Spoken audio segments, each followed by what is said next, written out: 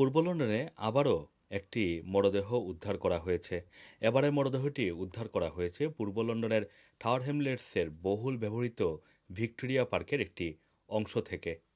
শনিবার রাত 10টার পরে এই মরদেহটি উদ্ধার করা হয় বলে পুলিশের সূত্র থেকে জানা গেছে। এখন পর্যন্ত মরদেহটির পরিচয় সম্পর্কে নিশ্চিত হওয়া যায়নি, অথবা কী কারণে তার মৃত্যু হয়েছে সেটাও জানা যায়নি। এদিকে এক সপ্তাহের মধ্যে এটি তৃতীয় মৃতদেহ পাওয়া গেল পূর্ব লন্ডনে। প্রথম মৃতদেহটি এর আগে আইল অফ ডগে একটি ছুরিকাঘাতের ঘটনায় সোমালিয়ান একজন যুবক মারা যান। তার 2 দিন পর পূর্ব লন্ডনের বেথনার গ্রিন এলাকার বহুল ব্যবহৃত হুইভারসফিল্ড পার্কে একটি গুলির ঘটনায় আরও একজনের মৃত্যু হয়। এক সপ্তাহের মধ্যে 3টি মৃতদেহ পাওয়ার ঘটনায় মানুষের মধ্যে আতঙ্ক বিরাজ করছে।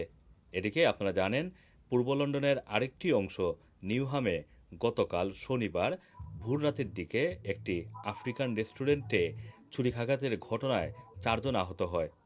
এই ঘটনাটি একটি গ্যাং ফাইটের অংশ বলে পুলিশ ইতিমধ্যেই জানিয়েছে। গতকাল সারাদিনই নিউহামের একটি বড় অংশ, বিশেষ করে রমফোর্ড রোডের একটি বড় অংশ পুলিশ ঘেরাও দিয়ে রাখে। এখন পর্যন্ত পুলিশ এই ঘটনায় কারা আহত হয়েছে অথবা কারা জড়িত সেই সম্পর্কে বিস্তারিত তথ্য দেয়নি। তবে এটুকু জানা গিয়েছে, আহতদের মধ্যে 2 জনের অবস্থা শোচনীয়। Assam Masum, Rana TV, London.